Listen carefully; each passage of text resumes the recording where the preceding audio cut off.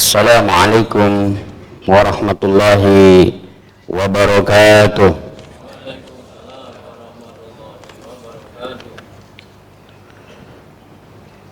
Allahu Akbar, Allahu Akbar, Allahu Akbar, Allahu Akbar, Allahu Akbar, Allahu Akbar, Allahu Akbar, Allahu Akbar kabira walhamdulillahi katsira wa subhanallahi bukratan wa asila. La ilaha illallah wahdah sadaqa wa'dah wa nasara 'abdah wa a'ajja jundahu wa hajamal ahzaba wahdah. La ilaha illallah wallahu akbar, Allahu akbar walillahil hamd. Alhamdulillahilladzi amarna bidabhil adhiyat wa balaghna ila hadzal yaumi min asri dzulhijjah wa asyhadu an la ilaha illallah dzu rahmati wasi'ah wa asyhadu anna sayyidana Muhammadan abduhu wa rasuluhu alladzi turja minhu syafa'ah. Allahumma salli wa sallim wa barik ala sayyidina Muhammadin alladzi rahmah wa ala alihi wa ashabihi dawil afwi wassalamah. Salatan wa salaman mulazamaini ila yaumil qiyamah. Amma ba'du, ibadallah, fa inni usikum wa nafsi bi taqwallahi manan al-qailu fi kitabil Qur'an. Bismillahirrahmanirrahim. La yanallu luhumaha wala dima'uha walakin yanaluhu taqwa minkum kadzalika sakhara lakum. Allahu akbar, Allahu akbar walillahil hamd. Maha suci Allah yang senantiasa mencukupkan setiap kebutuhan, yang melapangkan setiap kesempitan, yang memudahkan setiap kesulitan. Dialah Allah zat yang tidak pernah berhenti menurunkan rizki. Dialah Allah zat yang tidak pernah lalai menjaga kita. Dialah yang mencukupi, dialah yang memudahkan, dan dialah yang memberikan kita jalan keluar dari setiap masalah yang kita hadapi. Salawat dan salam senantiasa tercurah terlimpah kepada uswah hasanah kita, suri tauladan kita, habibana wa nabiyana Muhammad sallallahu alaihi wasallam. Allahu akbar, Allahu akbar, Allahu akbar. Al-Quran sebagai petunjuk utama dalam menjalankan hidup kita memberikan 3 kategori bahasannya di dalamnya. Sepertiga yang pertama berisi tentang akidah, sepertiga yang kedua berbicara tentang syariah, dan sepertiga yang ketiga yaitu membahas tentang kisah-kisah orang-orang terdahulu. Di antara petunjuk dan kisah-kisah yang bisa kita ambil yaitu kisah Nabi Allah Ibrahim alaihissalam, sehingga kedudukannya dalam agama kita sangat sempurna, dan satu-satunya nabi yang disebut dalam tahiyat akhir kita adalah Nabi Ibrahim alaihissalam. Allah subhanahu wa ta'ala berfirman, Qul sadaqallahu fattabi'u millata Ibrahima. Qul, ucapkanlah oleh Muhammad, sadaqallahu, Allah maha benar, millata Ibrahim hanifa, ikutilah Nabi Ibrahim dengan agama yang sempurna. Salah satu di antaranya yaitu Allah subhanahu wa ta'ala memberikan kewajiban kepada kita melalui seruan Nabi Allah Ibrahim alaihissalam di dalam surat Al-Hajj, wa adin bin nasi bil hajji yatuka rijala wa ala kulli dhamir yatina min kulli fajjin amik. Wa adin, serulah, bin nasi manusia, bil haji, untuk menunaikan ibadah haji. Haji adalah ibadah sunanul anbiya yang dipelopori oleh Nabi Allah Ibrahim alaihissalam. Haji adalah bentuk ketaatan kepada Allah subhanahu wa ta'ala. Haji adalah penyempurna ibadah kita. Jika ada seseorang yang sudah mendaftarkan haji, lalu sebelum berangkat ajalnya sudah datang, maka ahli fuqaha menyepakati bahwa uang yang ditinggalkannya tidak boleh dibagi waris kecuali menjadi badal bagi orang yang meninggal tersebut. Saking wajibnya haji ini, andaikan ada seorang anak yang ditinggalkan warisan oleh ibu bapaknya, lalu seumur hidup ibu bapaknya belum menunaikan ibadah haji padahal dia mampu menunaikan ibadah hajinya, maka waris ini tidak boleh dibagikan terlebih dahulu sebelum diambil untuk diberikan dan dibadalkan haji atas nama orang tua yang memberikan waris kepadanya. Begitulah posisi kewajiban haji kita di hadapan Allah, sama seperti sholat, sama seperti zakat, sama seperti puasa. Dan ibadah haji ini bukan menunggu kaya, karena Allah tidak menyuruh kita mencari duit untuk haji. Allah tidak memerintahkan kita untuk mencari uang untuk beribadah haji. Allah hanya memerintahkan kepada kita, ketika kita memiliki uang, maka tunaikanlah kewajiban itu kepada Allah Subhanahu wa taala. Allahu Akbar, Allahu Akbar, Allahu Akbar. Allah Subhanahu wa taala menyerukan tentang ibadah ini, dan Allah Subhanahu wa taala menjadikan wajib bagi setiap orang yang dimampukan oleh Allah Subhanahu wa taala. Di dalam surat Ali Imran, Allah Subhanahu wa taala menjelaskan, walillahi 'alan nasi hijjul baiti man istata'a ilaiha. Bagi manusia berkewajiban untuk menjalankan ibadah haji bagi orang-orang yang mampu. Bagaimana kategori mampu kita? Mari kita lihat. Di usia 25 tahun rata-rata seseorang sudah menikah. Di usia 30 tahun rata-rata seseorang sudah menikah dan punya rumah. Di usia 35 tahun rata-rata mereka sudah menikah, punya rumah dan punya kendaraan. Di usia 40 tahun rata-rata mereka sudah menikah, punya keluarga, punya rumah, punya kendaraan. Dan di usia 45 tahun rata-rata mereka sudah punya aset. Apakah ini belum cukup untuk dihitung sebagai hisab? Jika harga rumah, mobil dan kendaraan yang kita miliki asetnya bernilai 500 juta, maka kita sudah termasuk nisab. Berniatlah jangan sampai Allah mewafatkan kita tidak ada dalam pikiran kita menginginkan untuk menunaikan ibadah haji kepada Allah Subhanahu wa taala. Apa salahnya? Allah yang menitipkan harta, Allah yang menyuruh menggunakan harta itu untuk ibadah, lalu Allah memberikan pahala sepenuhnya kepada manusianya. Dari Allah hartanya, dikembalikan hartanya, tapi pahalanya untuk manusia. Allahu Akbar, Allahu Akbar, Allahu Akbar.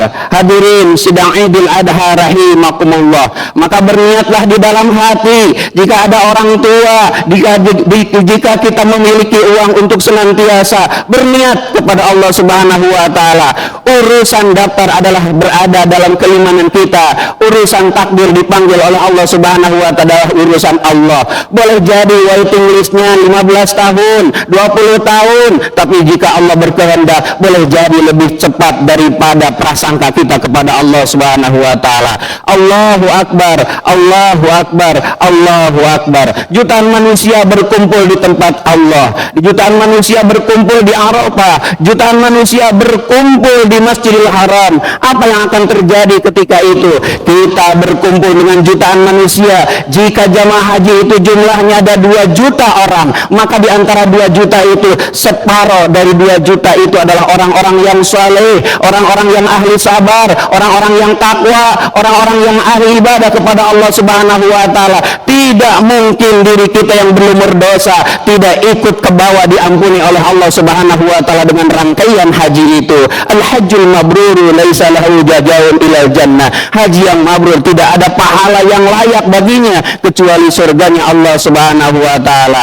Allahu Akbar, Allahu Akbar, Allahu Akbar. Maka berniatlah di dalam hati, memohonlah kepada Allah di bulan-bulan yang disucikan oleh Allah seperti hari ini, di 10 hari pertama di bulan Dzulhijjah ini. Kita bukan hanya memohon dicukupkan kebutuhan kita, tapi dipanggil oleh Allah Subhanahu wa taala seperti surah Nabi Ibrahim alaihissalam, wa adzim fin nasi bil haji atuka rijala wa ala kulli dhamir yatina min kulli fajjin amin. Pada saat itu Nabi Ibrahim berada di Jabal Abi Qubais, naik ke sebuah bukit lalu menyuruh kita. Boleh jadi ruh-ruh kita sudah dipanggil oleh Nabi Ibrahim alaihissalam. Seperti apa ciri dan tanda-tandanya? Allah mudahkan, Allah getarkan ketika kita mendengar labbaik Allahumma labbaik.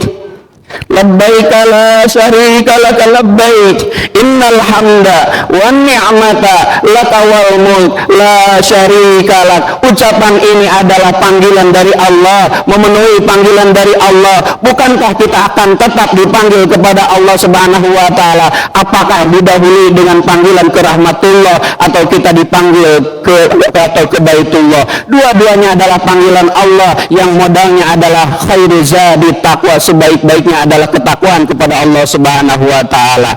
Lalu kemudian adalah salah satu hikmah yang bisa diambil dari keluarga Ibrahim alaihissalam. Ketika Nabi Ibrahim alaihissalam memiliki anak yang sangat dicintainya, setelah nikah dengan Siti Sarah, lalu memiliki keterlambatan tidak memiliki anak. Perlu kita ketahui bahwa seluruh para nabi-nabi memiliki anak yang otomatis menjadi nabi. Pada saat menikah dengan Siti Sarah, beliau merenung, memohon, meminta berulang kali, memohon kepada Allah Subhanahu wa taala, Rabbi habli minas salihin, Rabbi habli minas salihin, Rabbi habli minas salihin. Itulah doa yang terus dipanjatkan, doa yang terus dimohonkan, terus juga dilangitkan oleh Nabi Ibrahim alaihissalam. Lalu meminta izin kepada Siti Sarah untuk menikahi perempuan di pandang sumbur, maka menikah dengan Siti Hajar dengan catatan Siti Hajar harus dipisah dari Siti Sarah. Datanglah ke sebuah bukit bernama Bighairi Bizar'in, sebuah tempat yang tidak ada kehidupan,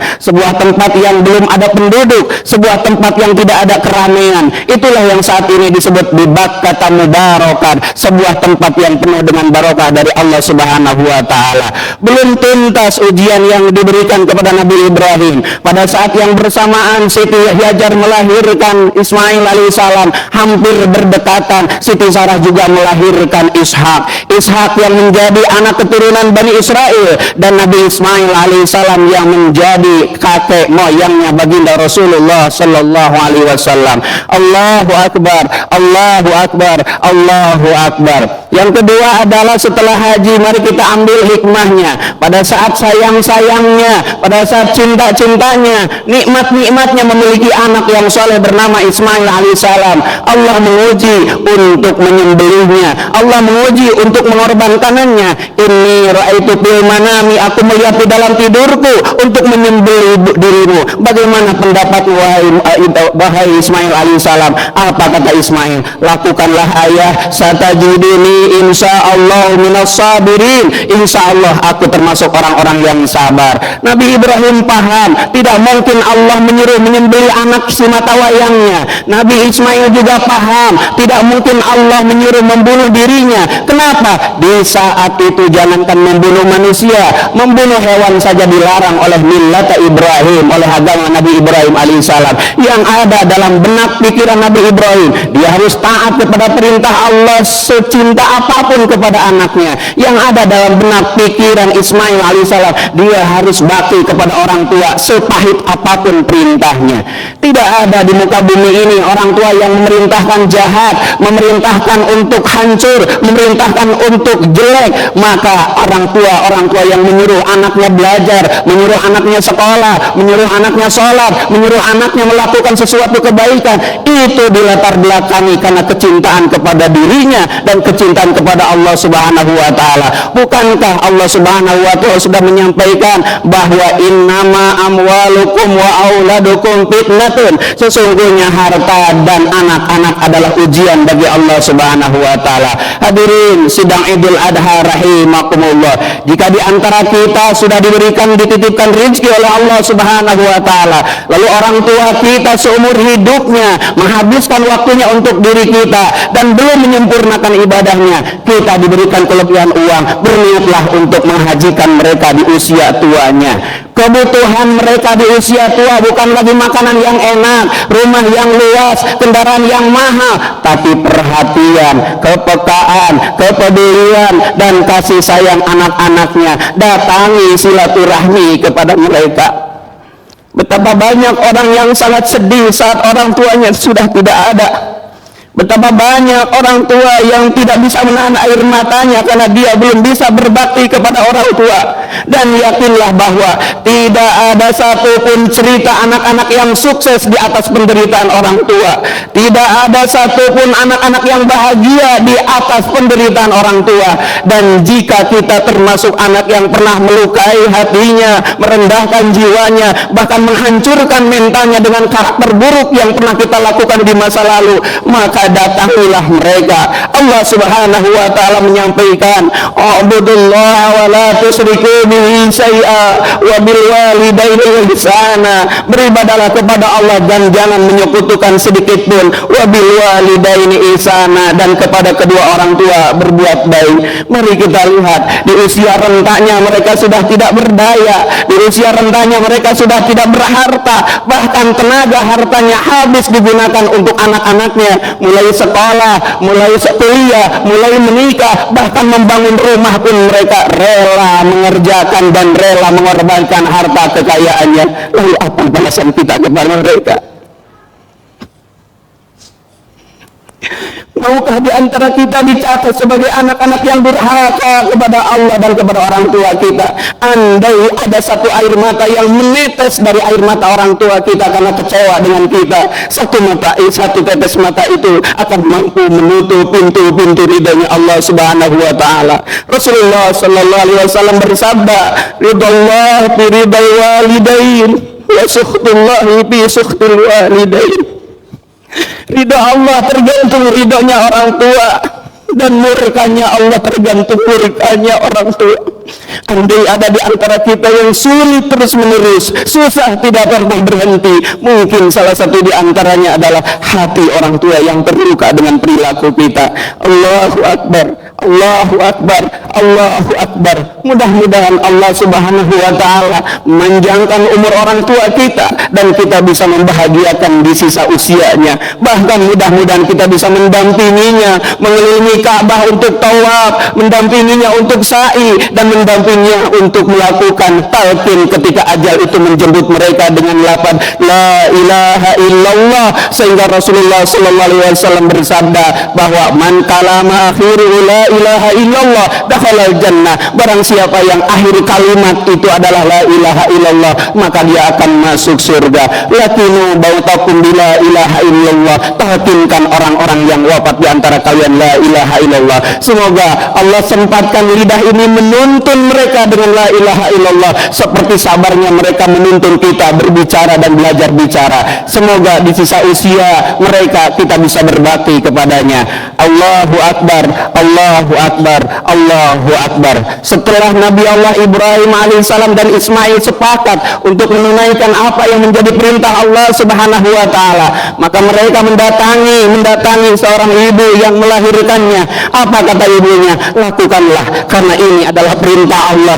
Jika engkau bertanya kepadaku tentang kasih sayang, maka jangan ditanya kasih sayangku kepadamu wahai Ismail, tapi ini adalah perintah Allah, tidak ada yang bisa ditolak. Lakukanlah. Maka bertiga menuju ke tempat yang sudah ditetapkan, yaitu Arafah. Di Arafah inilah Nabi Ismail alaihissalam hendak disembelih oleh Nabi Ibrahim. Dengan permintaan terakhir, Nabi Ismail meminta kepada Nabi Ibrahim, wahai ayah, seandainya aku jadi nanti disembelih, tolong aku tutup wajahnya agar tidak senantiasa terlihat oleh ibu dan tidak terlihat oleh dirimu, karena engkau pun pasti tidak kuat melihat anaknya menahan rasa sakit itu. Sesampainya di bukit itu, Allah Subhanahu wa taala ternyata mengabarkan bahwa benar saja perintah itu hanyalah ujian kecintaan kepada Ismail alaihissalam. Boleh jadi kita adalah Ibrahim yang Ismailnya berupa harta kekayaan, yang Ismailnya berupa jabatan, yang Ismailnya berupa sesuatu yang kita cintai. Pada saat kita melihat semua yang kita cintai ini,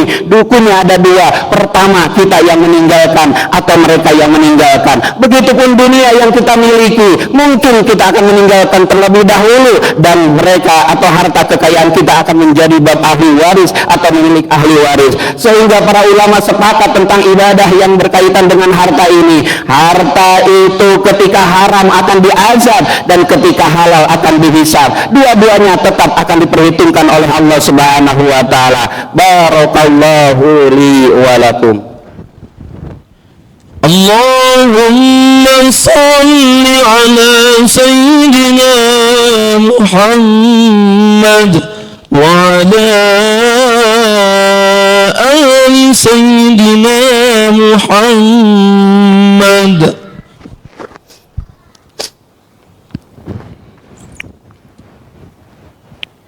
Allahu Akbar, Allahu Akbar, Allahu Akbar, Allahu Akbar, Allahu Akbar, Allahu Akbar, walillahil hamd. Alhamdulillahil malikid dayyan, wassalatu wassalamu ala Muhammadin sayyidi waladi Adnan wa ala alihi wa sahbihi wa tabi'i ala marraz zaman. Wa ashhadu an la ilaha illallah wahdahu la syarika lah, munazzahu anil jismiyati wal jihad wal zamani wal makan. Wa ashhadu anna sayyidana Muhammadan abduhu wa rasulul ladzi khalaqahul Qur'an. Amma ba'du, fausikum wa nafsi bitaqwallahu azza wa jalla wattaqullaha ta'ala fi hadzal yaumil azim wa'lamu anna Allah amarakum bi amrin azim, amarakum bis salati wassalami ala nabiyil karim. Faqala inna Allah wa malaikatahu yusalluna 'alan nabi ya ayyuhalladzina amanu sallu 'alaihi wa sallimu taslima. Allahumma salli wa sallim ala sayyidina wa nabiyyina Muhammadin wa ala alihi wa sahbihi talibina warda Allahumma anil khulafai rasyidin Abi Bakri wa Umar wa Utsman wa Ali wa ansairi sahabati salihin. Allahumma ighfir lil mu'minina wal mu'minat wal muslimina wal muslimat al ahya'i minhum wal amwat innaka sami'un qaribun mujibud da'wat. Allahumma ij'al 'idaha hada sa'adatun wa talahuma wa sararun wa tarahum wa janatan. Allahumma rabbana hab lana min azwajina wa dhurriyyatina qurrata a'yun waj'alna lil muttaqina imama. Rabbi habli minas salihin, Rabbi ij'alni muqimas salati wa min dhurriyyati rabbana wa taqabbal du'a. Allahumma taqabbal minna innaka antas sami'ul alim wa tub 'alaina innaka antat tawwabur rahim. Rabbana atina fid dunya hasanah wa fil akhirati hasanah wa qina adzaban nar. Subhanaka rabbika rabbil izzati amma yasifun wa salamun alal mursalin walhamdulillahi rabbil alamin. Ibadallah, innallaha ya'muru bil 'adli wal ihsan wa ita'i dzil qurba wa yanha 'anil fahsya'i wal munkar wal baghi ya'idukum la'allakum tadhakkarun.